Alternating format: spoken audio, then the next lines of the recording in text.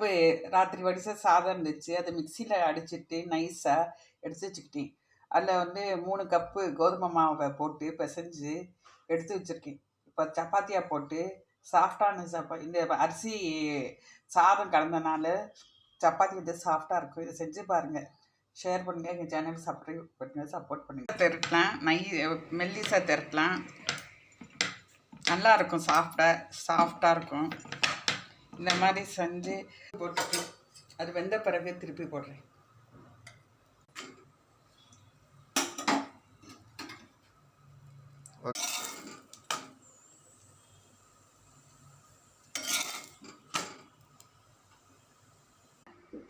நாம் வேஸ்ட் பண்ணாமல் காலையில் சப்பாத்தி கோதுமை மாவோட பிசைஞ்சு மிக்சியில் அடிச்சுட்டு பிசைஞ்சிட்டு நம்ம சப்பாத்தியாக போட்டு பிளேட்டில் எடுத்து வச்சுருக்கேன். இதை செஞ்சு பாருங்கள், ஷேர் பண்ணுங்கள், எங்கள் சேனலுக்கு சப்ஸ்கிரைப் பண்ணுங்கள்.